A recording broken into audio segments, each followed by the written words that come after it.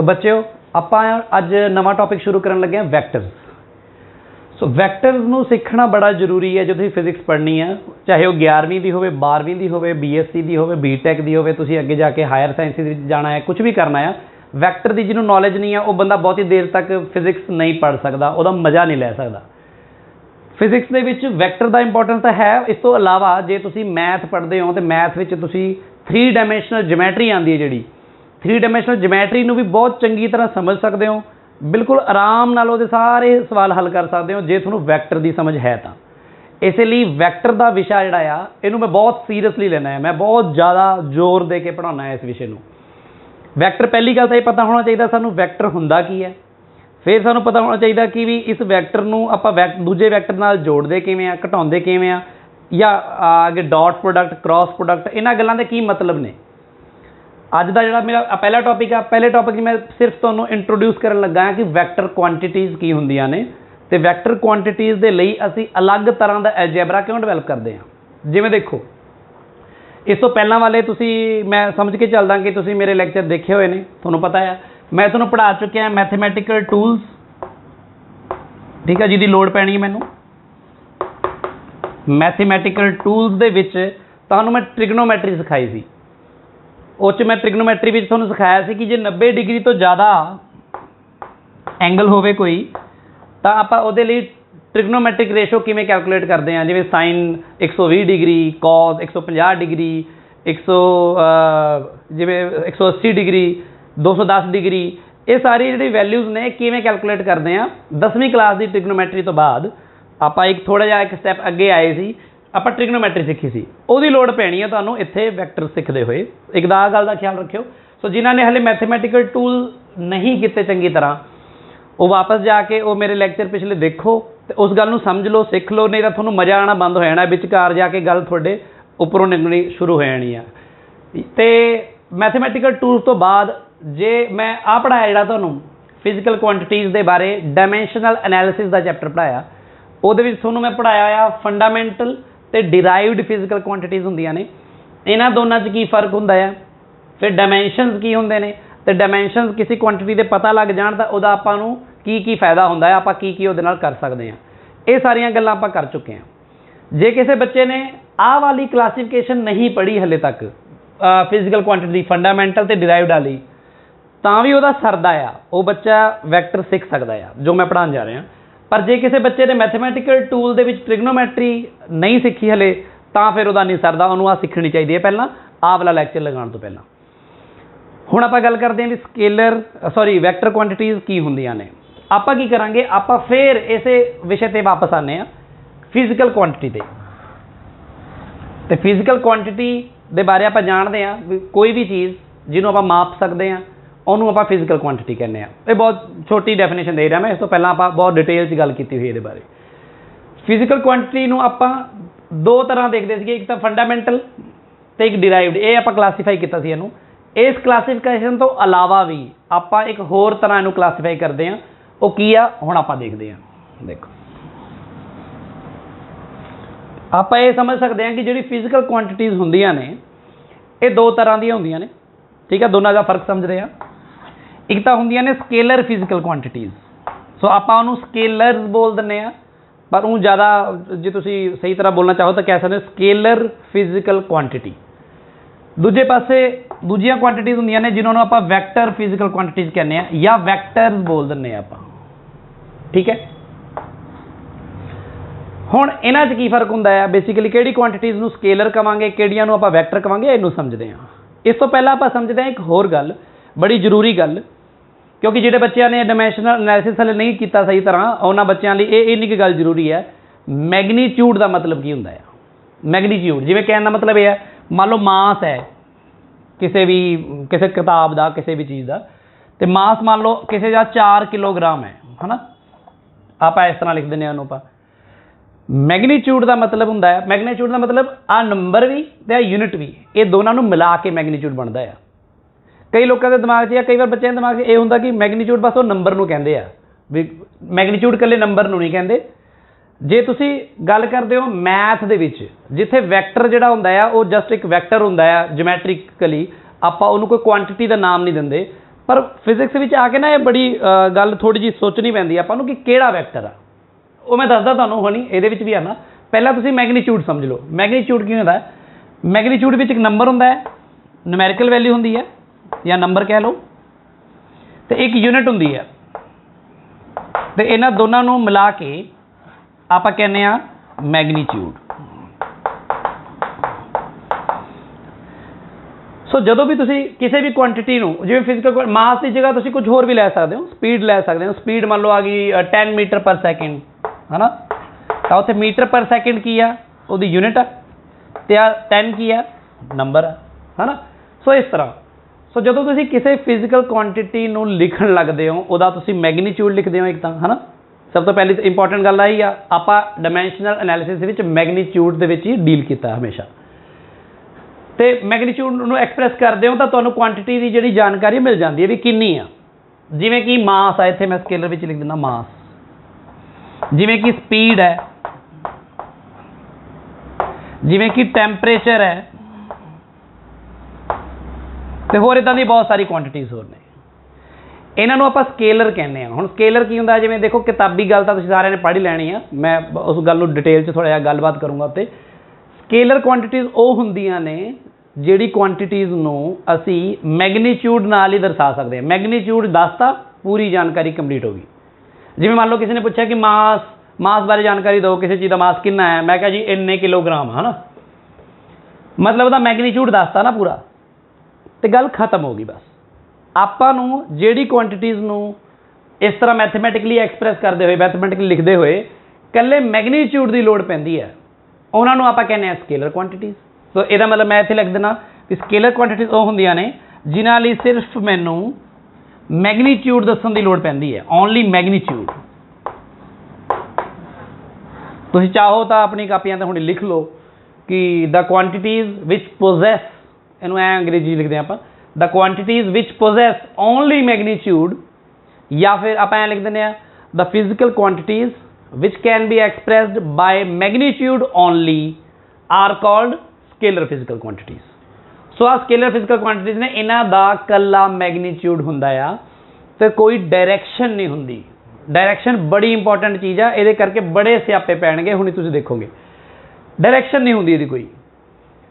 ते vector quantities किहड़ियां ने, हुण तुहानूं पता लग ही गया। वैक्टर क्वांटिटीज़ की हुंदियां ने जिन्हां दे विच आपां नूं मैगनीट्यूड भी दसना पैंदा है क्वांटिटी दा, ते नाल ही ये डायरैक्शन भी दसनी पैंदी है, मैगनीट्यूड भी ते डायरैक्शन भी, तां आपां कहने कि ये वैक्टर फिजिकल क्वांटिटी है। जिवें फॉर एग्जांपल टैंपरेचर आ, आपां टैंपरेचर का हिसाब लैने, मान लो बुखार की गल करते हैं, किसी थोड़े दोस्त नूं बुखार चढ़ गया तो तुसीं पुछदे तैनूं किन्ना बुखार होया, तो कहंदा मेरा बुखार 102 आ।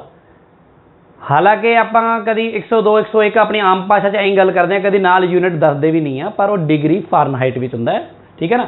सो मान लो उसदा बुखार आ 102 डिग्री फारनहाइट, ठीक आ बुखार आ उसदा। तुसीं अपने दोस्त नूं दूजा सवाल पुछदे हो, अच्छा तेनूं बुखार किधर नूं चढ़िया, इधर नूं चढ़िया कि इधर नूं चढ़िया कि इधर नूं चढ़िया कि इधर नूं चढ़िया। इस तरह की गल जे तुसीं करोगे तो तुहाडा दोस्त तुहानूं पागल समझूगा, क्योंकि टैंपरेचर आ जिहड़ा, तापमान आ जिहड़ा, ये एक स्केलर फिजिकल क्वांटिटी है। ਇਹਦਾ ਕੱਲਾ मैगनीट्यूड दस के ही गल पूरी हो जाती है, ਇਹਦੇ ਨਾਲ कोई डायरैक्शन नहीं दसी जाती।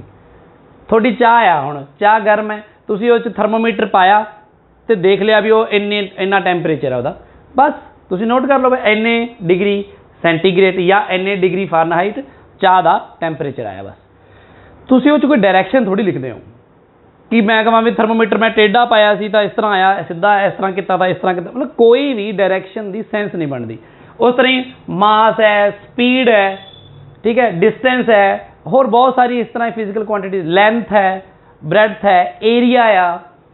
आम करके आप एरिया नूं स्केलर क्वांटिटी लैने, जिवें कहण दा भाव इह आ कि आ बोर्ड आ, जिवें हुण जिहड़े बोर्ड ते मैं पढ़ा रहा, ਜਦੋਂ मैं आ बोर्ड नवा खरीदना सी, मैं दुकान पर गया तो मैं कहा जी मैनूं बोर्ड चाहिए, वो कहते किहड़े साइज़ का चाहिए, मैं कहा जी मैनूं 4x6 का दे दो।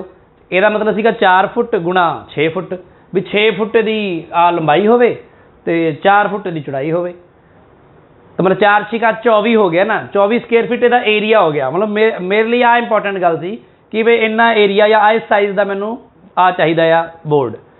उन्होंने पर मैंने आ नहीं पूछा भी आ बोर्ड है तुसी किस तरह की कंध से लाना है, कंध की थोड़ी डायरैक्शन की ओरीएंटेशन की, कंध इस तरह है कि इस तरह है कि इस तरह है, उन्होंने की लेना देना ये, उन्होंने तो ये हिसाब न लिया ना। उस आप कपड़ा खरीदन जाने या फिर आप फर्श लवाना आ, मिस्त्री बुलाने आ, मिस्त्री बस ये देखता भी कितना एरिया है जिदे मार्बल लगना है, भी इन्ना मार्बल तुम लैके आओ उतों दस दिंदा है। एरिया भी एक इस तरह की क्वांटिटी जिहदी कोई डायरैक्शन नहीं है, वॉल्यूम की कोई डायरैक्शन नहीं होंगी। तुम दुध लैन जाने हो, दुध लेके आए हो, 2 लीटर या 1 लीटर या 3 लीटर या 4 लीटर, उसकी कोई दिशा नहीं होंगी, ना डायरैक्शन दसना कोई सेंस नहीं बनती, कहने का मतलब ये है। सो जिथे डायरैक्शन की कोई लोड़ ना हो सानू दसन दी, या डायरैक्शन का कोई मतलब ना बनता हो, वो क्वांटिटीज़ नूं कहने आप स्केलर फिजिकल क्वांटिटी। तो स्केलर क्वांटिटी दे विच कल्ला मैगनीट्यूड लिखना होंदा है, जिवें कि आपां इत्थे लिख रहे हैं मास का या स्पीड का। वैक्टर क्वांटिटी की एग्जाम्पल जरूर करिए, आप पता तो लगे भी किहड़ी हुंदी है फिर वैक्टर क्वांटिटी। जिवें कि फोर्स सब तो इंपॉर्टेंट जिहड़ी क्वांटिटी है, आप बहुत ज़्यादा इस डील करना है। 11वीं क्लास के आप पढ़ रहे हैं टॉपिक, तो 11वीं क्लास के फोर्स के बारे बहुत ज़्यादा पढ़ोगे तुम। फोर्सिस के बारे मतलब जिन्हें नहीं पढ़िया, नहीं समझा चंगी तरह, उन्होंने फिर कितने पता लगनी है फिजिक्स। सो फोर्स एक वैक्टर क्वांटिटी है। हुण फोर्स की यूनिट की होंदी है तुहानूं पता सारिਆਂ ਨੂੰ, तुसीं पिछलियां क्लासां विच पढ़े हो, न्यूटन दे विच मापदे आं आपां इहनूं ना। सो मान लो कि फोर्स लग रहा किसी क्वांटिटी किसी ऑब्जेक्ट के उपर, मैं जे तुहानूं ऐ कह देवां कि आ एक ऑब्जेक्ट है, ठीक है, कोई भी ऑब्जेक्ट है, मैं कह रहा ये उपर फोर्स लग रहा 5 न्यूटन, तो हुण ठीक है भी फोर्स का मैगनीट्यूड तो हो गया 5 न्यूटन। देखो नंबर भी आ गया, यूनिट भी आ गई, हो गया ना मैगनीट्यूड पूरा। पर इत्थे कोई तुहानूं पुछ सकदा कि इस ऑब्जेक्ट नूं फोर्स किहड़ी डायरैक्शन च लग रहा, किहड़ी दिशा च लग रहा। जिवें की फोर्स इधर नूं लग रहा, या की फोर्स ऐ लग रहा नीचों उपर नूं, या इत्थों की पता इस तरह लग रहा हो फोर्स, या की पता ऐ लग रहा हो फोर्स, है ना। सो इनू 5 न्यूटन फोर्स पता नहीं किहड़ी दिशा च लग रहा हो। सो कोई तुहानूं पुछ सकदा है कि तुसीं दसो जिहड़ा फोर्स है इहदा मैगनीट्यूड तो 5 न्यूटन है, पर डायरैक्शन किधर है। सो जो तुहानूं डायरैक्शन पूछी जा सकती होवे, उसदी सेंस भी बनती होवे, उसदा कोई मतलब होवे क्वांटिटी दे नाल, ते मैगनीट्यूड दे नाल जे डायरैक्शन दसनी जरूरी हो जाए तो उस क्वांटिटी नूं की कहने हैं असीं वैक्टर फिजिकल क्वांटिटी। ਉਹਦੇ ਵਿੱਚ फोर्स एक एग्जाम्पल होगी। एक दूजी एग्जाम्पल ले लो तुसीं वेलोसिटी, इस तो अलावा एक्सैलरेशन, लीनियर मोमेंटम, ठीक है, होर बहुत सारी क्वांटिटीज़ ने जिन्हां विच तुसीं पढ़ोगे जिहड़ियां क्वांटिटीज़ वैक्टर की तरह ट्रीट होंदियां ने। पर क्योंकि आप बहुत ज़्यादा खलारा ना पाइए, आप सिर्फ वैक्टर्स नूं सीखना आ, तो सिर्फ 2 क्वांटिटीज़ के बारे सारी गलबात करके ना आप सीख सकते हैं कि किसी वैक्टर का अलजेब्रा सीख सकते हैं। वो अपनी 2 क्वांटिटीज़ आही ने जिहड़े मैं लिखियां ने, मैं इसलिए सारियां लिख भी नहीं रहा इत्थे। फोर्स ते वेलोसिटी, जिहड़ा बच्चा इन्हां दोनों चीज़ों सीख लूगा या इन्हां दोनों चीज़ों तो ही वो समझ लूगा कि वैक्टर की सानू अलग तो इनू ऐड करना सबट्रैक्ट करना सीखण की लोड़ क्यों आ, ठीक है, तो वो बच्चा फिर समझ लेगा सारा कुछ, फिर वो हर जगह हर एक जगह पर अप्लाई कर सकता है इसनूं। सो आपां फिलहाल फोर्स ते वेलोसिटी बारे गल करांगे, होर किसी चीज़ बारे गल नहीं करांगे। ਇਹਦੇ ਇਹਨਾਂ ਦੋਨਾਂ बारे आप एक एग्जाम्पल बना के कोई आप इस तरह की कोई सिचुएशन इमेजिन करांगे अपने वालों, तो फिर आप उस पर गल करांगे कि किस तरह वैक्टर का अलजेब्रा काम करता इन्हां ते। सो चलो आप इत्थों शुरू करते हैं कि वैक्टर क्वांटिटीज़, सब तो पहली गल वैक्टर की होंदियां ने। वैक्टर वो वालियां फिजिकल क्वांटिटीज़ नूं कहने आप जिहड़ियां क्वांटिटीज़ का मैगनीट्यूड भी हुंदा है, मात्रा भी होंदी भी इन्नी, ते डायरैक्शन भी होंदी है। सो सानू मैगनीट्यूड ते डायरैक्शन दोनों चीज़ां दसनियां पैंदियां ने। हुण आपां गल करते हैं कि आपां वैक्टर नूं रैप्रजेंट किवें करांगे। बड़ी इंपॉर्टेंट गल आ, जे तुसीं बिल्कुल इस सीक्वेंस से सीखोगे ना इस तरह तरतीब च, फिर तो गल समझ आऊगी, नहीं तो फिर फाहा वट के एक बार मैथमैटिकल का काम लगता तो सौखा आ, बाद में जो अप्लाई करन लगदे फिर तुहाडे पल्ले नहीं पैंदा।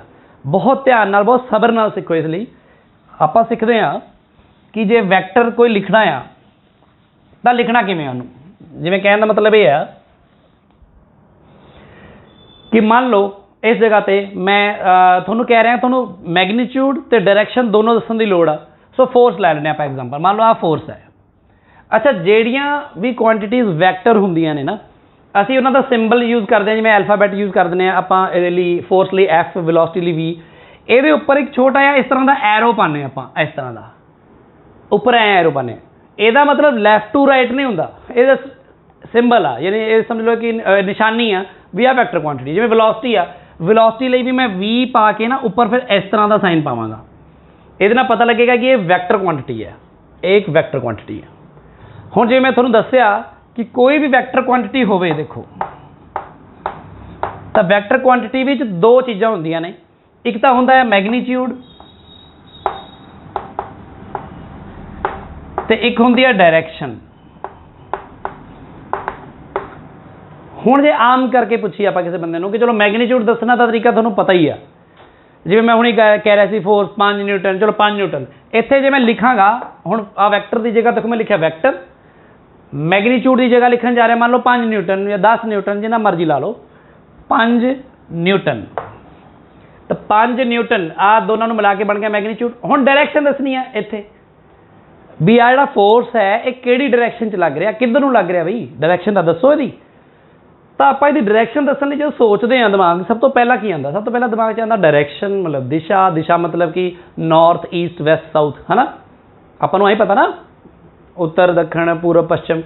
ਆਪਾਂ ਫਿਰ ਐਂ ਸੋਚ ਲੈਂਦੇ ਹਾਂ ਕਿ ਆ ਨਾਰਥ, ਈਸਟ, ਵੈਸਟ, ਸਾਊਥ, ਇਹ ਤੁਸੀਂ ਸਾਰਿਆਂ ਨੇ ਸਿੱਖਿਆ ਹੈ, ਮਤਲਬ ਇਸ ਤਰ੍ਹਾਂ ਬਣਾਉਣੇ ਆਪਾਂ, ਐਨ ਹਮੇਸ਼ਾ ਉੱਪਰ, ਐਸ ਨੀਚੇ, ਈਸਟ ਉੱਧਰ, ਵੈਸਟ ਇੱਧਰ। ਹੁਣ ਮੈਂ ਇਹ ਕਹਿ ਰਿਹਾ ਕਿ ਜੇ ਮੰਨ ਲਓ ਆ ਫੋਰਸ ਜਿਹੜਾ ਆ ਇਹ ਮੰਨ ਲਓ ਇੱਧਰ ਨੂੰ ਲੱਗ ਰਿਹਾ ਹੋਵੇ, ਜਿਵੇਂ ਕਹਿੰਦਾ ਮਤਲਬ ਮੰਨ ਲਓ ਕਿ ਆਹ ਆਬਜੈਕਟ ਆ ਤੇ ਇਹਨੂੰ ਮੈਂ ਇੱਧਰ ਨੂੰ ਹੀ ਫੋਰਸ ਲਾ ਰਿਹਾ, ਇਸ ਤਰ੍ਹਾਂ, ਇਸ ਤਰ੍ਹਾਂ, ਤੇ ਮੈਂ ਦੇਖ ਵੀ ਰਿਹਾ ਮੈਂ ਇਹ ਕਿੱਧਰ ਨੂੰ ਲੱਗ ਰਿਹਾ, ਈਸਟ ਵੱਲ ਨੂੰ ਲੱਗ ਰਿਹਾ ਨਾ। ਤਾਂ ਮੈਂ ਇਹਦੇ ਨਾਲ ਡਾਇਰੈਕਸ਼ਨ ਦੀ ਜਗ੍ਹਾ ਤੇ ਕੀ ਲਿਖ ਦਿੰਦਾ ਵਾ, ਡਿਊ ਈਸਟ, ਐ ਕਰਕੇ ਬ੍ਰੈਕਟ ਪਾ ਕੇ ਲਿਖ ਸਕਦੇ ਹਾਂ ਆਪਾਂ ਵੀ ਆਹ ਫੋਰਸ ਆ ਇਹਦਾ ਮੈਗਨੀਟਿਊਡ ਆ, ਨਾਲ ਉਹਦੀ ਡਾਇਰੈਕਸ਼ਨ ਦੱਸਤੀ, ਜ਼ਰੂਰੀ ਹੈ ਗੱਲ। ਇਸ ਤਰ੍ਹਾਂ ਵੈਲੋਸਿਟੀ ਆ, ਵੈਲੋਸਿਟੀ ਦਾ ਕੋਈ ਮੈਗਨੀਟਿਊਡ ਮੰਨ ਲਓ 40 ਮੀਟਰ ਪਰ ਸੈਕਿੰਡ, ਮੰਨ ਲਓ ਆ ਕਿਸੇ ਆਬਜੈਕਟ ਦੀ ਵੈਲੋਸਿਟੀ ਆ 40 ਮੀਟਰ ਪਰ ਸੈਕਿੰਡ। ਹੁਣ ਨਾਲ ਇਹਦੀ ਵੀ ਡਾਇਰੈਕਸ਼ਨ ਦੱਸਣੀ ਪੈਣੀ ਆ, ਤੇ ਡਾਇਰੈਕਸ਼ਨ ਦਾ ਮੈਨੂੰ ਪਤਾ ਨਹੀਂ ਹੈਗਾ ਕਿ ਡਾਇਰੈਕਸ਼ਨ ਕਿੱਧਰ ਨੂੰ, ਇੱਧਰ ਨੂੰ ਆ ਕਿ ਇੱਧਰ ਨੂੰ ਆ, ਕਿੱਧਰ ਨੂੰ। ਐਗਜ਼ਾਮਪਲ ਲੈ ਲਓ, ਮੰਨ ਲਓ ਉੱਪਰ ਨੂੰ ਹੈ, ਇਸ ਤਰ੍ਹਾਂ ਮੰਨ ਲਓ ਜਿਹੜਾ ਆਬਜੈਕਟ ਹੈ ਇਹ 40 ਮੀਟਰ ਪ੍ਰਤੀ ਸੈਕਿੰਡ ਨਾਲ ਉੱਪਰ ਨੂੰ ਜਾ ਰਿਹਾ, ਇਸ ਤਰ੍ਹਾਂ ਉੱਪਰ ਨੂੰ, ਕਿੱਧਰ ਨੂੰ ਜਾ ਰਿਹਾ, ਨਾਰਥ ਵਾਲੇ ਪਾਸੇ ਨੂੰ ਜਾ ਰਿਹਾ ਨਾ। ਸੋ ਮੈਂ ਇੱਥੇ ਲਿਖ ਦੇਵਾਂਗਾ ਡਿਊ ਨਾਰਥ। ਸਭ ਤੋਂ ਪਹਿਲਾਂ ਦਿਮਾਗ 'ਚ ਇਹੀ ਆਉਂਦਾ ਹੈ ਵੀ ਡਾਇਰੈਕਸ਼ਨ ਦੱਸਣੀ ਆਉਂਦਾ, ਐਂ ਦੱਸ ਦਿਓ। ਪਰ ਇਹਦੇ ਵਿੱਚ ਨਾ ਆਹ ਵਾਲੀ ਤਰੀਕੇ ਦੇ ਵਿੱਚ ਇੱਕ ਸਮੱਸਿਆ ਆ। ਸਮੱਸਿਆ ਕੀ ਹੈ? ਮੈਂ ਕਈ ਵਾਰ ਬੱਚਿਆਂ ਨੂੰ ਪੁੱਛਦਾ ਹੁੰਦਾ ਕਿ ਬੱਚਿਓ ਮੰਨ ਲਓ ਫੋਰਸ ਤੁਹਾਡਾ ਇੱਧਰ ਨੂੰ ਨਾ ਹੋ ਕੇ ਇੱਧਰ ਨੂੰ ਲੱਗ ਰਿਹਾ ਹੁੰਦਾ, ਫਿਰ ਬੱਚੇ ਕਹਿੰਦੇ ਦੇਖੋ ਇੱਧਰ ਨੂੰ ਲੱਗ ਰਿਹਾ ਨਾ, ਇਹਨੂੰ ਚੱਕੋ ਇੱਥੇ ਰੱਖੋ, ਅੱਛਾ ਨਾਰਥ ਈਸਟ ਹੋ ਗਿਆ, ਇਹਨੂੰ ਨਾਰਥ ਈਸਟ ਕਹਿ ਦਿੰਦੇ ਆ। ਸੋ ਇਹਦੇ ਬਿਲਕੁਲ ਸੈਂਟਰ 'ਚ ਆਪਾਂ ਨਾਰਥ ਈਸਟ ਕਹਿ ਦਿੰਦੇ ਨਾ ਇਹਨੂੰ। ਇੱਥੇ ਵੀ ਆਪਾਂ ਐ ਇਹਨਾਂ ਨੂੰ ਡਿਫਾਈਨ ਕਰ ਸਕਦੇ ਹਾਂ, ਜਿਵੇਂ ਨਾਰਥ ਵੈਸਟ ਹੋ ਗਿਆ ਹੈ ਨਾ, ਇਹ ਸਾਊਥ ਵੈਸਟ ਹੋ ਗਿਆ, ਇਹ ਸਾਊਥ ਈਸਟ ਹੋ ਗਿਆ, ਹੈ ਨਾ। ਪਰ ਜ਼ਰੂਰੀ ਤਾਂ ਨਹੀਂ ਹੈਗਾ ਕਿ ਜਿਹੜਾ ਫੋਰਸ ਹੈ ਉਹ ਆਹੀ 8 ਡਾਇਰੈਕਸ਼ਨਾਂ 'ਚ ਲੱਗ ਸਕਦਾ, ਜਾਂ ਇੱਧਰ ਨੂੰ, ਜਾਂ ਇੱਧਰ ਨੂੰ, ਜਾਂ ਇੱਧਰ ਨੂੰ। ਜੇ ਤੁਹਾਡਾ ਫੋਰਸ ਮੰਨ ਲਓ, ਸੋਚ ਕੇ ਦੇਖੋ, ਜੇ ਤੁਹਾਡਾ ਫੋਰਸ ਜਿਹੜਾ ਹੈ ਉਹ ਇੱਧਰ ਲੱਗ ਰਿਹਾ ਹੋਵੇ, ਇੱਥੋਂ ਇੱਧਰ ਨੂੰ, ਤਾਂ ਕੀ ਕਰੋਗੇ? ਤੇ ਜੇ ਇੱਧਰ ਲੱਗ ਰਿਹਾ ਹੋਇਆ ਤਾਂ ਕੀ ਕਰੋਗੇ? ਤੇ ਜੇ ਇਸ ਤੋਂ ਵੀ ਮੰਨ ਲਓ ਥੋੜਾ ਜਿਹਾ, ਇੱਕ ਮਿੰਟ ਦੇਖੋ, ਥੋੜਾ ਜਿਹਾ ਐਂਗਲ ਤੇ ਇੱਧਰ ਲੱਗ ਰਿਹਾ ਹੋਇਆ ਤਾਂ ਕੀ ਕਰੋਗੇ?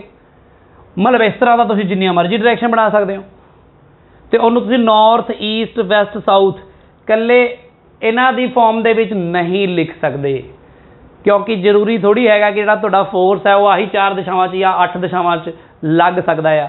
ਫੋਰਸ ਤਾਂ ਤੁਹਾਡਾ ਜਿਵੇਂ ਮਰਜ਼ੀ ਲੱਗ ਸਕਦਾ ਹੈ।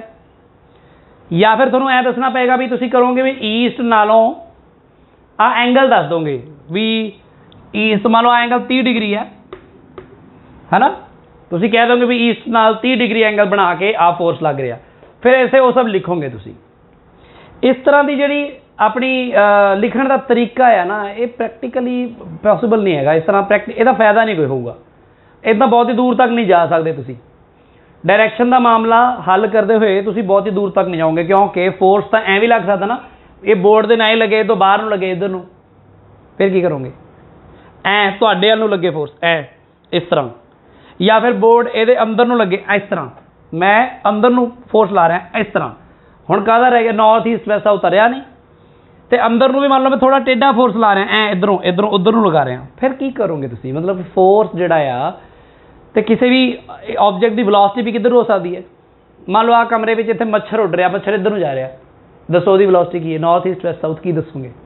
इधर ਨੂੰ जा रहा, ਹੁਣ कोई इधर ਨੂੰ जा रहा, पतंग आ कोई पतंग दिखा किसी बच्चे ਨੂੰ, ਉਹਨੇ दिखाया दूजे ने इधर आ भी ਉਹਦੇ पतंग, ਹੁਣ ਐ दिखाता ਉਹਨੇ पतंग, ਉਂਗਲ ਨਾਲ ਤਾਂ ਦਿਖਾਤਾ, बड़ा सौखा आ, पर ਇਹਨੂੰ ਤੁਸੀਂ ਲਿਖੋਗੇ ਕਿਵੇਂ? ਪੇਪਰ ਇੱਥੇ ਬੋਰਡ ਤੇ ਕਿਵੇਂ ਲਿਖੋਗੇ? ਤੁਸੀਂ ਲਿਖੋਗੇ ਵੀ ਇੰਨੇ ਨਾਰਥ ਤੋਂ ਇੰਨੇ ਐਂਗਲ ਤੇ ਉਨੇ ਐਂਗਲ ਤੇ ਇਹਨਾਂ ਗੱਲਾਂ ਦੇ ਨਾਲ ਹੱਲ ਨਹੀਂ ਹੋਊਗਾ ਸਾਡਾ।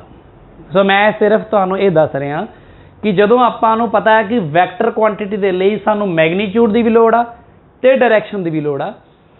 ਡਾਇਰੈਕਸ਼ਨ ਦੱਸਣ ਦਾ ਆ ਈਸਟ ਵੈਸਟ ਸਾਊਥ ਵਾਲਾ ਤਰੀਕਾ ਜਿਹੜਾ ਹੈ ਇਹ ਬਹੁਤਾ ਸਾਡੇ ਕੰਮ ਦਾ ਨਹੀਂ ਹੈ।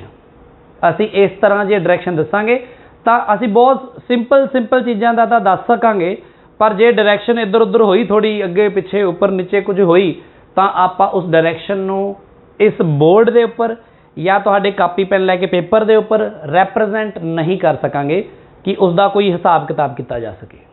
ये बहुत जरूरी गल है। इसलिए तुसी इस तरह दी जिहड़े तरीके आ इस तो बचो, इनू छड्ड दो। तो कई किताबों में शुरू में थोड़ा पता समझाने लई इस तरह लिखा होंदा ड्यू नॉर्थ ड्यू ईस्ट, ठीक है, वो जिथे लिखा होंदा उत्थे तक ठीक है, पर यह कोई पक्का तरीका नहीं है वैक्टर की डायरैक्शन दस्सण दा। सो सब तो पहला इस तो पहला कि आप वैक्टर का अलजैबरा सीखिए कि वैक्टर किवें, ते अलजैबरा की लोड़ महसूस होवे सानूं भी लोड़ की है अलजैबरा सीखण दी। उस तो पहला आपां नूं सीखना पेगा कि वैक्टर नूं रैप्रजेंट किवें करना, लिखना किवें है वैक्टर नूं, कि वैक्टर आज इस तरह असीं कापी ते या बोर्ड ते लिखा सकां। मैं तुहानूं ऐ लिखदा रहूँगा फिर डायरैक्शन दसी जाऊँगा, इस तरह का मेरे तो काम होना नहीं। भी मैं तुहानूं किन्नी क देर तक इस तरह दसी जाऊँगा तो किन्ने सिंपल वैक्टर लैंदा रहूँगा। मैं तो तुहानूं आ सिखाना ना कि तुसीं किधर मर्जी नूं इधर नूं इधर नूं इधर नूं उधर नूं जो मर्जी वैक्टर होवे तुसीं उसका अलजैबरा किवें डिवेलप करना है। सो इसलिए आपां की करदे हां, आह वाला तरीका जिहड़ा है इहनूं आपां रिजैक्ट कर दिंदे हां हाल दी घड़ी। आपां कहंदे मैं इदां नहीं दसना, वैक्टर की डायरैक्शन दस्सण दा इह तरीका सही नहीं है, ठीक है। फिर सही की है? सो आपां टॉपिक की शुरुआत करते हैं। सब तो पहला है रैप्रजेंटेशन ऑफ अ वैक्टर।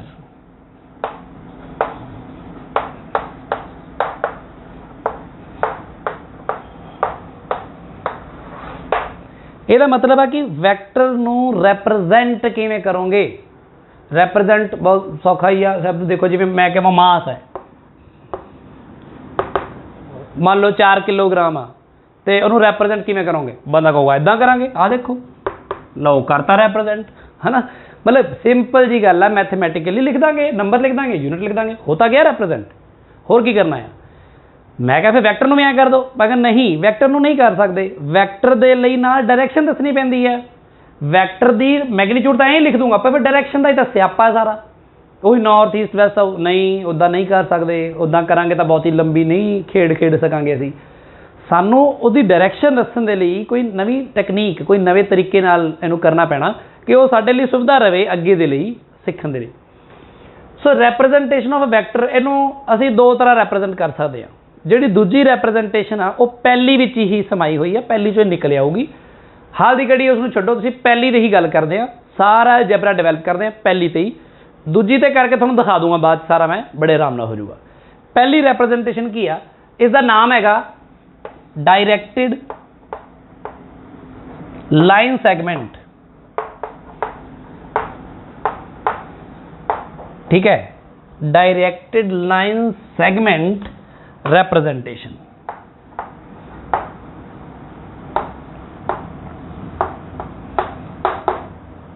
तो गल नूं समझो, नाम नूम के चक्कर च कुछ नहीं पैना। लाइन सैगमेंट की होंदा? तुहानूं लाइन तो पता ही है, लाइन दोनों पासे जिन्नी मर्जी बधा लो, स्ट्रेट लाइन तुसीं 10वीं क्लास पढ़ी हुई है, जिधर मर्जी तक ले जाओ, है ना, स्ट्रेट लाइन, ठीक है। लाइन सैगमेंट की होंदा? लाइन सैगमेंट वो होंदा जिहदी कोई लंबाई तय होंदी, फिक्स होंदी है, इन्नी 4 centimetre 3 centimetre 2 centimetre. So line segment जिवें कि आ लाइन सैगमेंट आ, देखो आ एक लाइन सैगमेंट आ, यदि यानी कि एक लंबाई जी वो दसी जा सकती कितनी है, तय की जा सकती है। मैं इतने मान लो 1 2 3 4, आ लाइन सैगमेंट की लंबाई हैगी 4 यूनिट, ठीक है। हूँ 4 कह रहा मैं, यूनिट कह देना 4 यूनिट लेंथ दी बस, क्योंकि मैंने नहीं पता की है, मैंने की पता की है, ये अगे जाके की पता फोर्स बने या वेलोसिटी बने, की पता। डायरैक्टेड मतलब लाइन सैगमेंट डायरैक्टेड होना चाहिए आ, एरो बनया होना चाहिए वो कोई जिसना पता लगे भी किधर नूं, ते एरो दोनों पासे नहीं होना, हुण एक पासे होगा। सो तुसी एरो ला दो इत्थे, मान लो आ एरो लग गया, आ रैप्रजेंटेशन है वैक्टर की। वो कहते हुण वैक्टर नूं जे तुसी लिखना चाहते हो ना तो तुहानूं वैक्टर नूं कुछ उहदा मैगनीट्यूड भी लिखण की लोड़ नहीं, तुसी उहनूं बस ड्रॉ कर दो, तुसी ड्रॉ कर दो, बस ड्रॉ करके पता लग जाएगा। जिमें कि जिधर नूं भी फोर्स लग रहा ना, मान लो इधर फोर्स लग रहा, ए फोर्स लग रहा इधर नूं, वो कहते जिधर लग रहा ना उधर नूं ड्रॉ कर दो, लो ड्रॉ करता इधर नूं, पर कितना लंबा ड्रॉ करिए, वो कहते जिन्ना फोर्स का मैगनीट्यूड आ, हुण मान लो फोर्स 4 न्यूटन आ तो आ ड्रॉ करता मैं 1 2 3 4, इसकी लंबाई तो पता लग रहा कि वैक्टर का मैगनीट्यूड कितना आ, तो आ जिहड़ा एरो हैड आ इत्थों पता लग रहा कि उसकी डायरैक्शन किधर नूं आ। हुण गल नूं समझो, इसका मतलब यह है आ जिहड़ा डायरैक्टेड लाइन सैगमेंट है इसकी लेंथ तो सानू की पता लगेगा, इस तो सानू पता लगेगा मैगनीट्यूड ऑफ द वैक्टर। तो यदि आ जिहड़ा एरो हैड लग्या है अगे, एरो हैड कह दें अपन, इस तो सानू पता लगेगी डायरैक्शन ऑफ द वैक्टर। हुण आ दो गल्लां जिन्हें समझ लिया फिर बड़ा सौखा रहेगा काम अगे। हुण गल नूं समझो, आ एक वैक्टर क्वांटिटी है, एक किहड़ी क्वांटिटी है मैनूं नहीं पता, आपां इहनूं सिर्फ रैप्रजेंट कर रहे हैं मैथमेटिकली, जिन्नी इहदी लेंथ है आई इहदा मैगनीट्यूड है, तो जिहड़ा इहदा एरो हैड है उही इहदी डायरैक्शन है। हुण आ एरो हैड दे नाल तुहानूं मतलब आही होगी कंप्लीट रैप्रजेंटेशन, आही है बस, हो गया काम, कुछ नहीं लग तो लिखना, कुछ मैगनीट्यूड फिर डायरैक्शन उसका न्यूमेरिकल वैल्यू यूनिट सारा कुछ विच ही हो गया, बस आही अपनी रैप्रजेंटेशन है वैक्टर की। हुण आई किवें है, ये बहुत सौखे तरीके नाल आई है। देखो किवें मैथमैटिशियन ते फिजिसिस्ट जिहड़े हुंदे ने वो सौखा तरीका लभदे आ कोई जिहदे नाल कि काम सौखा हो जाए, उहदे लई आपां आम लोकां तक जाने आ। पहली गल तां ये जदों ये अलजैबरा डिवैलप नहीं सी होया उदों भी लोग आम अपने दिशावां बारे एक दूजे नूं दसदे ही सीगे। वो किवें दसदे सीगे, हुण वो कंपस लैके तां बैठे नहीं हुंदे भी इन्ने एंगल ते आ, इन्ने एंगल ते मैं इधर जा रहा, मैं मेरा पिंड इधर नूं आ, इन्ने एंगल ते आ तां कुछ कभी भी नहीं देखिया ना, है ना। हुण मान लो किसी के घरे कोई आया या किसी के पिंड च कोई आया तो बंदा पुछ रहा फलाने के घर जाना, तो फलाने का घर दस दो जी मैनू, अगला कहता ओहदे घर उहदा, जदों बंदा ऐ दसदा आ वो अपने हथ नाल बस इशारा ही तो करता ना, ओहदे जांदा घर, ओ बंदा जा रहा ना उही उहदा घर, या फिर वो जिथे रेड़ी खड़ी आ वो उहदा घर आ, या फिर वो जिहड़ा पेड़ लग्या है भी वो उहदा घर आ। तो जो ऐ दसदा आ तो वह दसदा है कि भी ये नॉर्थ तो इन्ने एंगल ते आ, साउथ तो इन्ने एंगल ते, ईस्ट तो कुछ भी नहीं करता बंदा इस तरह। ਇਹਦਾ मतलब यह है जे तुसीं दिशा दसनी आ तो कहते एवें दस दो जिवें छोटे बच्चे भी दस दिंदे आ। तुसीं किसी छोटे जे बच्चे नूं पुछो भी मान लो कोई खिडौना पिया, वो कहते तेरा खिडौना कित्थे आ, वो कहूगा ओ रहा। एक छोटा जिहा बच्चा भी ऐ दिखा दूगा ना तुहानूं, जिस तरह उस छोटे जे बच्चे ने डायरैक्शन दसी आ, आपां भी मैथ विच फिजिक्स विच बिल्कुल इदां ही डायरैक्शन दसदे आ। हुण जिवें मैं हुणी बनाया सी तुहाडे सामने इस तरह आ नॉर्थ ईस्ट वैसट साउथ, बंदा कोई कहे कि इधर नूं हैगा फोर्स, मान लो इधर नूं फोर्स लग रहा वा तो फोर्स हैगा 2 न्यूटन, तो किवें दिखाओगे, मैं क्या दिखावांगा कि इधर नूं ड्रॉ कर दूंगा फिर मैं ऐ करके,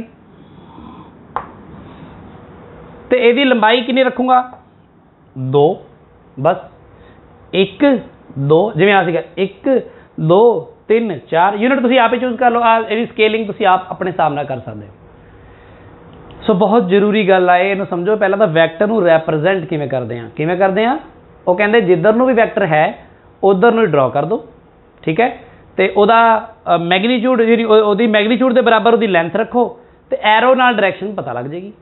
अच्छा जे फोर्स 4 न्यूटन इधर लगन की बजाय 4 न्यूटन नीचे नूं लग रहा हुंदा तां मैं ऐ कर लैंदा 1 2 3 4, तो यदा फिर मैं एरो नीचे नूं बना दिंदा बस, तो यह हो जाना 4 न्यूटन इधर नूं फोर्स। सो जिधर नूं भी फोर्स लग रहा उधर नूं ड्रॉ कर दो, बस गल खत्म। ये रैप्रजेंटेशन आ, ये मैगनीट्यूड भी आ गया, ये लेंथ, ये डायरैक्शन भी आ गई, यदा एरो। ਉਹਦੇ ਲਈ ਤੁਹਾਨੂੰ नॉर्थ ईस्ट वैसट साउथ के चक्कर च पैण की कोई लोड़ नहीं है। एक तो आ गल होगी, देखो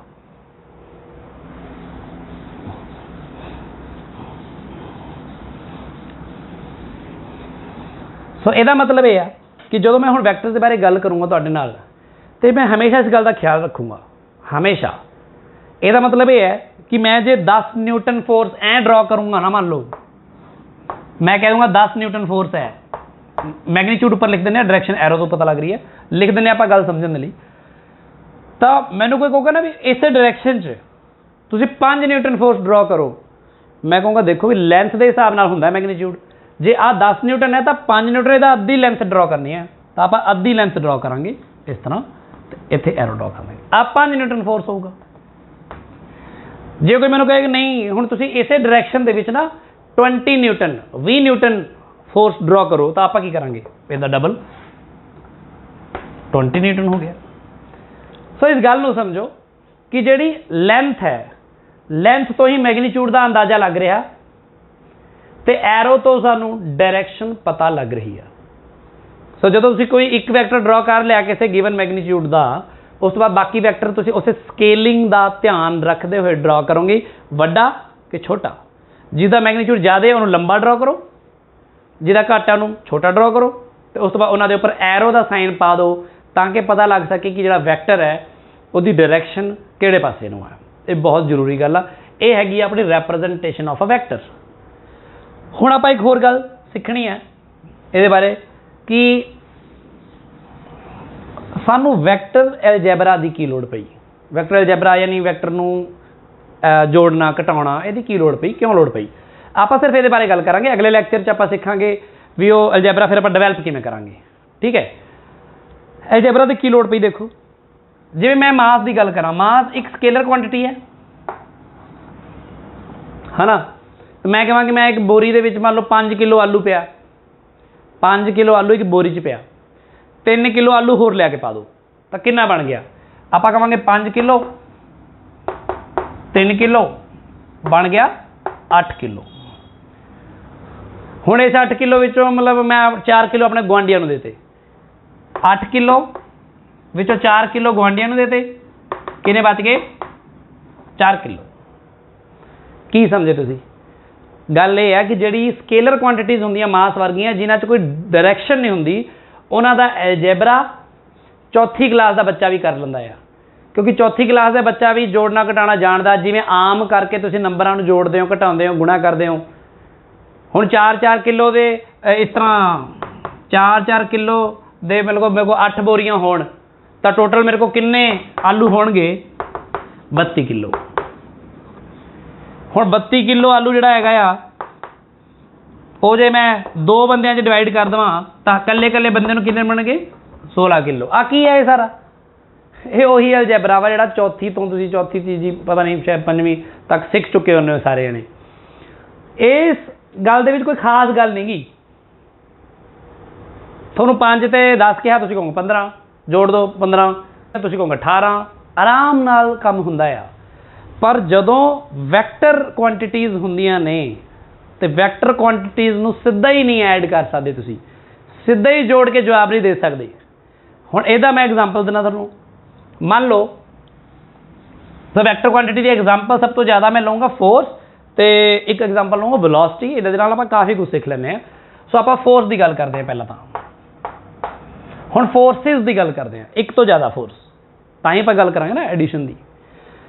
मैं आम करके किसी बच्चे को पूछा कि बच्चे दसो भी जे एक ऑब्जेक्ट आ उहदे ते 10 न्यूटन फोर्स लग रहा, तो इस ऑब्जेक्ट से 5 न्यूटन फोर्स होर लग रहा, तो दसो इत्ते टोटल कितना फोर्स लग रहा।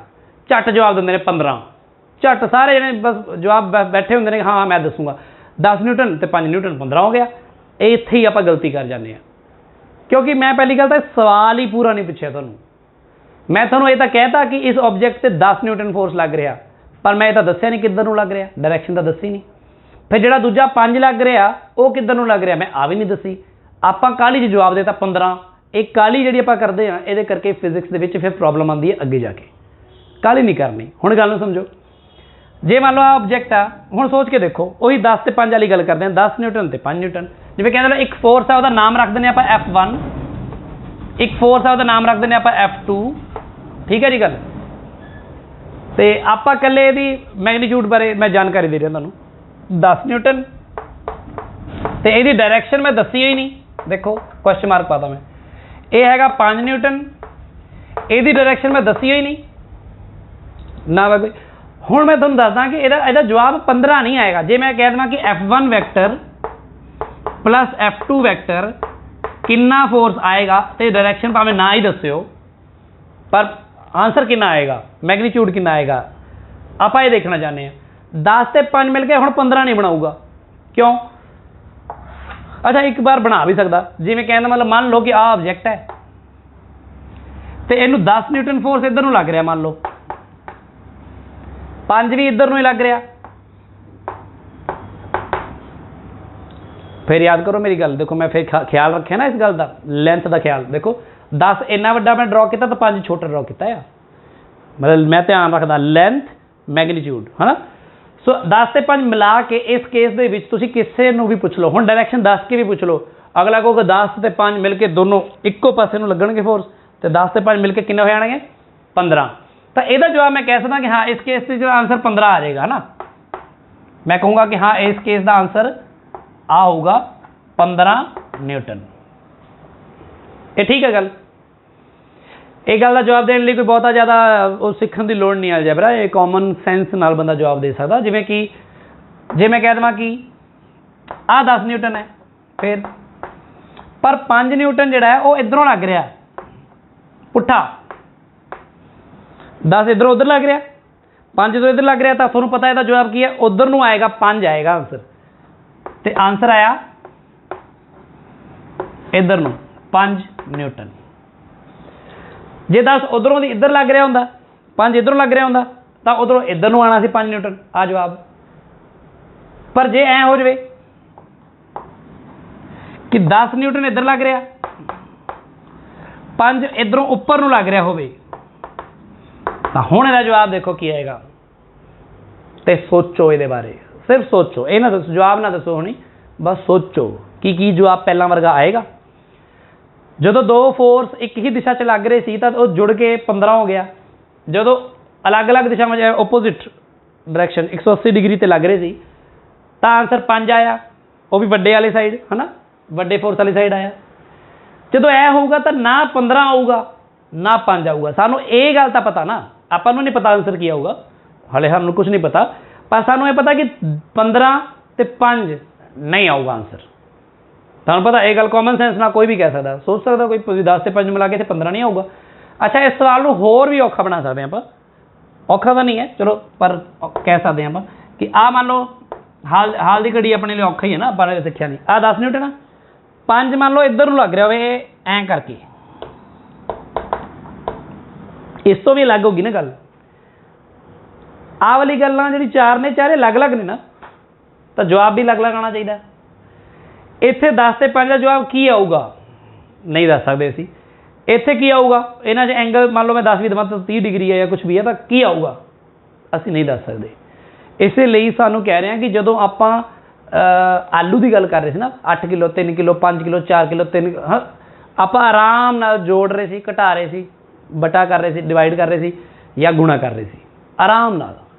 पर जदों आपां नूं लोड़ पई इस तरह की किसी हालात में देखने की कि जदों डायरैक्शन नाल दसी हुई है तो फोर्स है मास की जगह, फिर नहीं समझ आ रहा भी की होने जा रहा, हुण नहीं असीं दस सकते। इस चीज़ को तुसीं वेलोसिटी ते भी इंपोज करके सोच सकते हो।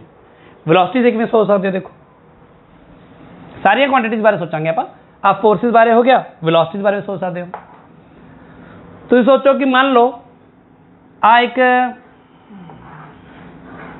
स्टिल वाटर आ, स्टिल वाटर मतलब खड़ा पानी,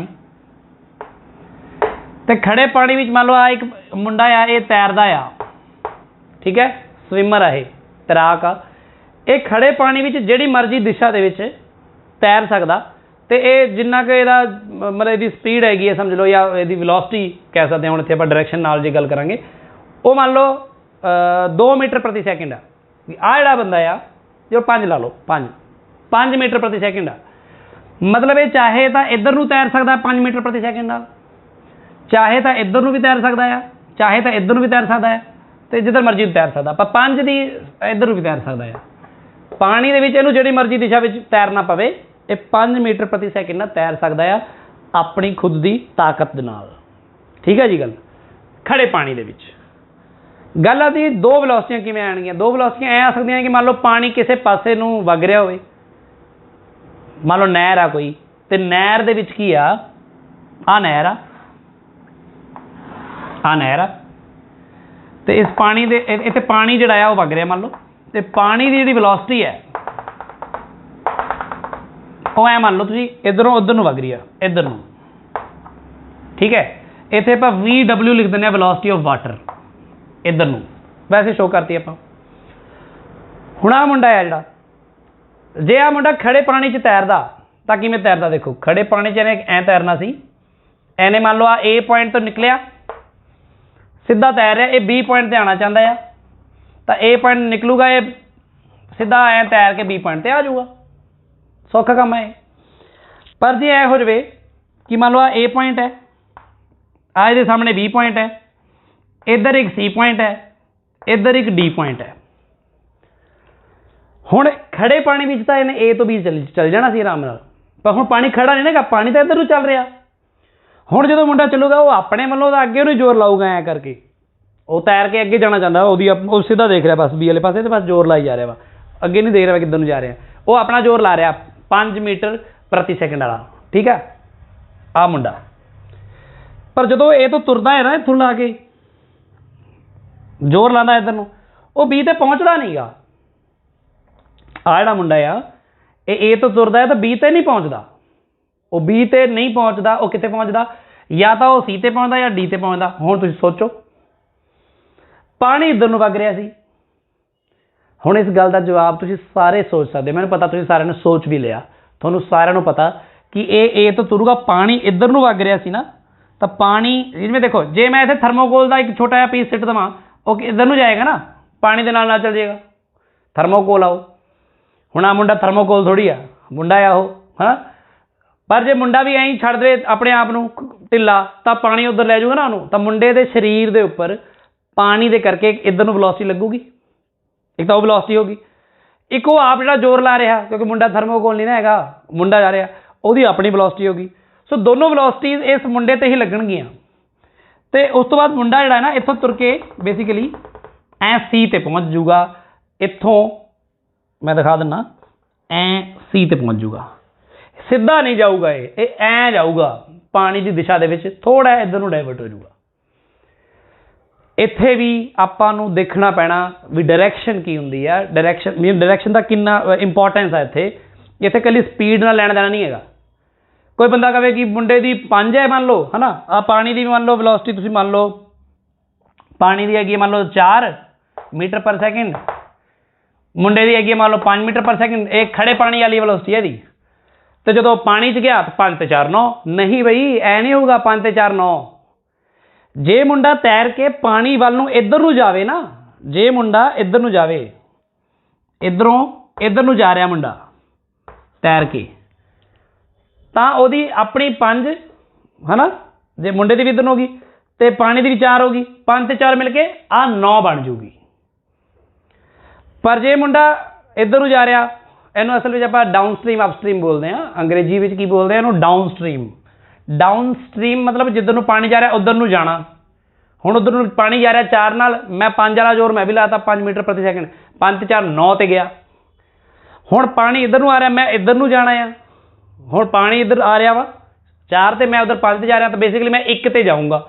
ये सिचुएशन की होगी, पानी इधर नूं ते मुंडा इधर नूं आना चाहेगा तो आ वाली सिचुएशन होगी, आंसर आऊगा 1 मीटर प्रति सैकेंड। इत्थे सिचुएशन की आ, मुंडा इधर जा रहा सी, पानी इधर जा रहा, आ वाली गल होगी। जिस तरह आ दो फोर्स इत्थे जोड़ के आपां पता लगेगा कि फोर्स कितना लगेगा, उस तरह आ दो वेलोसिटियां जुड़नगियां। इस तरह जे मुंडा इधर नूं जोर लगा रहा होए तां की होगा, मतलब इस तरह आपां कोई मर्जी सिचुएशन सोच सकते हैं। पर सानू एक गल तां पता लग गई ना कि वैक्टर नूं वैक्टर नाल जोड़ते हुए सीधा ही चक के मैगनीट्यूड नहीं जोड़ देना, 10 ते 5 15, 5 ते 4 9 सीधा ही नहीं कर देना। सोचना भी है कि दोनों की दिशा एक ही है, फिर जोड़ देना। तो एक होर बड़ी जरूरी गल, जो मैं 2 वैक्टर जोड़ रहा तां भी इस गल का ख्याल रखदा कि दोनों फोर्स जोड़ रहे हैं, इत्थे दोनों वेलोसिटियां ने, वेलोसिटी मतलब मुंडे दी भी ते पानी दी भी। ਇਹ ਨਹੀਂ ਉਸਦਾ ਫੋਰਸ ਚੱਕੋ ਤੇ ਵੈਲੋਸਿਟੀ ਜੋੜਨ ਲੱਗ ਜਾਓ। ਇਹ ਆਪਾਂ ਸਿੱਖਿਆ ਸੀ ਡਾਇਮੈਂਸ਼ਨਲ ਐਨਾਲਿਸਿਸ ਦੇ ਵਿੱਚ, ਜਿੱਥੇ ਆਪਾਂ ਇਹ ਸਿੱਖਿਆ ਸੀ ਕਿ ਆਪਾਂ ਉਹ ਕੁਆਂਟੀਟੀਜ਼ ਨੂੰ ਹੀ ਜੋੜ ਜਾਂ ਘਟਾ ਸਕਦੇ ਹਾਂ ਜਿਨ੍ਹਾਂ ਦੀ ਡਾਇਮੈਂਸ਼ਨ ਸੇਮ ਹੋਵੇ। ਆਪਾਂ ਇੱਥੇ ਮੰਨ ਲੈਂਦੇ ਹਾਂ ਵੀ ਸੇਮ ਕੁਆਂਟੀਟੀਜ਼ ਨੂੰ ਹੀ ਆਪਾਂ ਫੋਰਸ ਨੂੰ ਫੋਰਸ ਨਾਲ ਜੋੜ ਘਟਾ ਸਕਦੇ ਹਾਂ, ਮੋਮੈਂਟਮ ਨੂੰ ਲੀਨੀਅਰ ਮੋਮੈਂਟਮ ਨਾਲ, ਐਕਸਲਰੇਸ਼ਨ ਨੂੰ ਐਕਸਲਰੇਸ਼ਨ ਨਾਲ। ਠੀਕ ਆ, ਇਸ ਤਰ੍ਹਾਂ ਹੀ ਆ ਵੈਲੋਸਿਟੀ ਨੂੰ ਵੈਲੋਸਿਟੀ ਨਾਲ ਆਪਾਂ ਜੋੜ ਸਕਦੇ ਹਾਂ, ਘਟਾ ਸਕਦੇ ਹਾਂ। ਠੀਕ ਆ, ਆਪਾਂ ਪਰ ਹਾਲੇ ਸਿੱਖਿਆ ਨਹੀਂ, ਆਪਾਂ ਆਹ ਸਿੱਖਿਆ ਨਹੀਂ ਵੀ ਇਹਨੂੰ ਜੋੜਾਂਗੇ ਕਿਵੇਂ, ਇਹਦਾ ਜਵਾਬ ਕਿਵੇਂ ਦੇਵਾਂਗੇ। ਇਹਦਾ ਜਵਾਬ ਤਾਂ ਖਾਲੀ ਰਹਿ ਗਿਆ ਨਾ, ਪਤਾ ਨਹੀਂ ਹੈਗਾ। ਇਹਦਾ ਕੀ ਕਰਾਂਗੇ, ਕਿਵੇਂ ਪਤਾ ਲੱਗੂਗਾ ਕਿੰਨੀ ਦੂਰ ਜਾਊਗਾ ਇਹ, ਕਿੰਨੇ ਐਂਗਲ 'ਤੇ ਮੁੜੂਗਾ ਇਹ, ਅਤੇ ਇੱਥੋਂ ਇੱਥੇ ਪਹੁੰਚਣ 'ਚ ਉਹਨੂੰ ਜਿੰਨਾ ਸਮਾਂ ਇੱਥੇ ਲੱਗਿਆ ਸੀ ਉਸ ਤੋਂ ਕਿੰਨਾ ਜ਼ਿਆਦਾ ਸਮਾਂ ਇੱਥੇ ਲੱਗੂਗਾ, ਕਿਵੇਂ ਪਤਾ ਲੱਗੂਗਾ ਇਹ ਸਭ ਕੁਛ। ਆਹ ਸਾਰੀਆਂ ਗੱਲਾਂ ਤੋਂ ਸਮਝੋ ਕਿ ਜਿਹੜੀਆਂ ਵੈਕਟਰ ਕੁਆਂਟੀਟੀਜ਼ ਹੁੰਦੀਆਂ ਨੇ ਉਹਨਾਂ ਨੂੰ ਆਪਾਂ ਅੰਨ੍ਹੇਵਾਹ ਨੰਬਰਾਂ ਦੀ ਤਰ੍ਹਾਂ ਹੀ ਜੋੜ ਘਟਾ ਨਹੀਂ ਸਕਦੇ। ਇਹ ਮੈਨੂੰ ਗੁਣਾ ਕਰਨ ਦਾ ਸੰਕਲਪ ਤਾਂ ਹੋਰ ਵੀ ਬੜਾ ਅਲੱਗ ਤਰ੍ਹਾਂ ਦਾ ਹੈ, ਬੜਾ ਹੀ ਮਜ਼ੇਦਾਰ ਆ, ਪਰ ਉਹਦੇ ਲਈ ਤੁਹਾਨੂੰ ਪਹਿਲਾਂ ਬਹੁਤ ਸਾਰਾ ਵੈਕਟਰ ਪਹਿਲਾਂ ਸਿੱਖਣਾ ਪੈਣਾ। 4 ਲੈਕਚਰ ਲਾਉਂਗੇ ਤਾਂ 5ਵੇਂ ਲੈਕਚਰ 'ਤੇ ਜਾ ਕੇ ਆਪਾਂ ਉੱਤੇ ਗੱਲ ਲੈ ਕੇ ਆਵਾਂਗੇ ਵੀ ਇੱਥੇ ਡਾਟ ਪ੍ਰੋਡਕਟ ਅਤੇ ਕ੍ਰਾਸ ਪ੍ਰੋਡਕਟ ਕੀ ਹੁੰਦਾ ਆ। ਫਿਲਹਾਲ ਤੁਸੀਂ ਇੱਥੇ ਤੱਕ ਸਮਝੋ, ਸਿੱਖੋ। ਆਪਾਂ ਸਿਰਫ ਵੈਕਟਰ ਦੀ ਇੰਟਰੋਡਕਸ਼ਨ ਦੇਖੀ ਆ ਅਤੇ ਵੈਕਟਰ ਦੇ ਐਲਜੈਬਰਾ ਦੀ ਲੋੜ ਕੀ ਆ ਆਹ ਦੇਖਿਆ ਆ, ਅਤੇ ਵੈਕਟਰ ਨੂੰ ਰੈਪਰਜ਼ੈਂਟ ਕਰਨਾ ਸਿੱਖਿਆ ਆ। ਮੈਂ ਇੱਕ ਵਾਰ ਬਸ ਲਾਸਟ ਇੱਥੇ ਕਰਕੇ ਖ਼ਤਮ ਕਰਦਾ ਕਿ ਕਿਸੇ ਵੈਕਟਰ ਨੂੰ ਰੈਪਰਜ਼ੈਂਟ ਕਿਵੇਂ ਕਰਦੇ ਹਾਂ ਅਸੀਂ, ਸਿਰਫ ਇੱਕ ਲਾਈਨ ਸੈਗਮੈਂਟ ਦੇ ਨਾਲ। ਠੀਕ ਹੈ, ਕੋਈ ਕਾਰ ਹੈ ਇੱਧਰ ਜਾ ਰਹੀ ਹੈ 3 ਮੀਟਰ ਪ੍ਰਤੀ ਸੈਕਿੰਡ, ਲਓ ਜੀ ਆ ਹੋ ਗਿਆ 1 2 3, ਆ ਉਸ ਕਾਰ ਦੀ ਵੈਲੋਸਿਟੀ ਹੋਗੀ ਬਸ।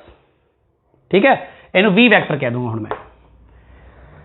ਕੋਈ ਆਬਜੈਕਟ ਹੈ, ਉਹਨੂੰ ਇੱਧਰ ਨੂੰ ਫੋਰਸ ਲੱਗ ਰਿਹਾ, ਇੱਧਰ ਨੂੰ ਨੀਚੇ ਨੂੰ 5 ਨਿਊਟਨ, ਲਓ ਜੀ ਇੱਧਰ ਨੂੰ ਲੱਗ ਰਿਹਾ ਨਾ, ਇੱਧਰ ਨੂੰ ਲਓ 1 2 3 4 ਆ 5। ਠੀਕ ਹੈ, 5 ਨਿਊਟਨ ਹੋ ਗਿਆ, ਇਹ ਫੋਰਸ ਹੈ। ਠੀਕ ਹੈ ਗੱਲ। ਦੂਸਰੀ ਗੱਲ ਜਿਹੜੀ ਤੁਸੀਂ ਸਿੱਖਣੀ ਹੈ ਉਹ ਸਿੱਖਣੀ ਹੈ ਕਿ ਜੇ ਕਈ ਵਾਰ ਆਪਾਂ ਇਕੱਲਾ ਮੈਗਨੀਟਿਊਡ ਲਿਖਦੇ ਹਾਂ, ਇਕੁਏਸ਼ਨ ਕਿਵੇਂ ਲਿਖਣੀ ਹੈ। ਆ ਫੋਰਸ ਵੈਕਟਰ ਲਿਖਤਾ ਨਾ, ਇਸ ਤੋਂ ਅੱਗੇ 5 ਨਿਊਟਨ ਲਿਖ ਦੋਗੇ ਫਿਰ ਗਲਤ ਹੋ ਜਾਊਗਾ, ਕਿਉਂਕਿ 5 ਨਿਊਟਨ ਤਾਂ ਮੈਗਨੀਟਿਊਡ ਹੈ, ਡਾਇਰੈਕਸ਼ਨ ਤਾਂ ਦੱਸੀ ਨਹੀਂ, ਫਿਰ ਵੈਕਟਰ ਕਿਵੇਂ ਹੋਇਆ ਉਹ। ਆਪਾਂ ਇਹਨੂੰ ਐ ਪਾ ਦਿੰਦੇ ਹਾਂ ਮੋਡ। ਮੋਡ ਦਾ ਮਤਲਬ ਹੈ ਇਕੱਲੇ ਮੈਗਨੀਟਿਊਡ ਨੂੰ ਲਿਖੋ, ਤਾਂ ਆਪਾਂ ਲਿਖ ਦਾਂਗੇ 5 ਨਿਊਟਨ। ਜੇ ਆਪਾਂ ਆਹ ਮੈਗਨੀਟਿਊਡ ਨਹੀਂ ਪਾਉਣਾ ਚਾਹੁੰਦੇ ਤਾਂ ਆਹ ਐਰੋ ਦਾ ਸਾਈਨ ਨਾ ਪਾਓ, ਇਕੱਲਾ F ਲਿਖ ਦਿਓ 5 ਨਿਊਟਨ, ਤਾਂ ਵੀ ਠੀਕ ਆ। ਇਹ ਆਪਾਂ ਸਿਰਫ ਵਰਤਦੇ ਹਾਂ ਉਹਦੇ ਲਈ ਜਦੋਂ ਆਪਾਂ ਇਕੱਲਾ ਮੈਗਨੀਟਿਊਡ ਲਿਖਣਾ ਤਾਂ ਜਾਂ ਤਾਂ ਤੁਸੀਂ ਵੈਕਟਰ ਦਾ ਸਾਈਨ ਹਟਾ ਦਿਓ ਉੱਪਰੋਂ, ਜਾਂ ਸਾਈਨ ਪਾ ਕੇ ਮੋਡ ਪਾ ਦਿਓ, ਤਾਂ ਆਪਾਂ 5 ਨਿਊਟਨ ਲਿਖਿਆ। ਪਰ ਜੇ ਤੁਸੀਂ ਵੈਕਟਰ ਦਾ ਸਾਈਨ ਪਾਇਆ ਇੱਥੇ ਜਿਵੇਂ ਇਕੁਏਸ਼ਨ ਦੇ ਵਿੱਚ, ਤੇ ਫਿਰ 5 ਨਿਊਟਨ ਤੇ ਗੱਲ ਮੁੱਕਣੀ ਨਹੀਂ ਚਾਹੀਦੀ। ਫਿਰ ਨਾਲ ਡਾਇਰੈਕਸ਼ਨ ਤੁਹਾਨੂੰ ਦੱਸਣੀ ਪੈਣੀ ਹੈ, ਉਹਦਾ ਕੋਈ ਮਰਜ਼ੀ ਤਰੀਕਾ ਲੱਭੋ, ਦੱਸੋ। ਉਹਦੇ ਲਈ ਕੁਛ ਨਹੀਂ ਤਾਂ ਫਿਰ ਤੁਸੀਂ ਬੋਰਡ 'ਤੇ ਜੇ ਡਰਾ ਕੀਤਾ ਤਾਂ ਇੱਥੇ ਲਿਖ ਦਿਓ A, ਇੱਥੇ ਲਿਖ ਦਿਓ B, ਤੇ ਤੁਸੀਂ ਲਿਖ ਦਿਓ ਇੱਥੇ ਅਲੋਂਗ AB ਵੈਕਟਰ ਲਿਖ ਦਿਓ, ਜਾਂ ਅਲੋਂਗ AB ਵੀ ਲਿਖ ਸਕਦੇ ਹੋ, ਇੱਥੇ ਬਣ ਜਾਂਦੀ ਗੱਲ। ਕਲੀਅਰ ਹੈ ਗੱਲ। ਸੋ ਆਪਾਂ ਇੱਥੇ ਸਿਰਫ ਵੈਕਟਰ ਨੂੰ ਰੈਪਰਜ਼ੈਂਟ ਕਰਨਾ ਸਿੱਖਿਆ, ਆਪਾਂ ਹੋਰ ਕੁਝ ਨਹੀਂ ਸਿੱਖਿਆ। ਇਸ ਤੋਂ ਅਗਲੇ ਲੈਕਚਰ 'ਚ ਆਪਾਂ ਸ਼ੁਰੂ ਕਰਾਂਗੇ ਹੁਣ ਵੈਕਟਰ ਐਲਜੈਬਰਾ। ਉਹ ਜਿਹੜੇ ਮੈਂ ਸਿਚੁਏਸ਼ਨ ਲਿਖੀ ਸੀ ਨਾ, ਇੱਧਰ ਫੋਰਸ ਲੱਗ ਰਿਹਾ, ਇੱਧਰ ਲੱਗ ਰਿਹਾ, ਇੰਨੇ ਐਂਗਲ 'ਤੇ ਲੱਗ ਰਿਹਾ, ਇੰਨੇ ਐਂਗਲ 'ਤੇ ਲੱਗ ਰਿਹਾ, ਮੁੰਡਾ ਇੱਧਰ ਜਾ ਰਿਹਾ, ਪਾਣੀ ਇੱਧਰ ਜਾ ਰਿਹਾ, ਦੱਸੋ ਕਿੱਧਰ ਜਾਊਗਾ ਹੁਣ ਮੁੰਡਾ। ਇਹ ਸਾਰੇ ਸਵਾਲਾਂ ਦਾ ਜਵਾਬ ਦੇਵਾਂਗੇ ਆਪਾਂ ਅਗਲੇ ਲੈਕਚਰ 'ਚ। ਧੰਨਵਾਦ।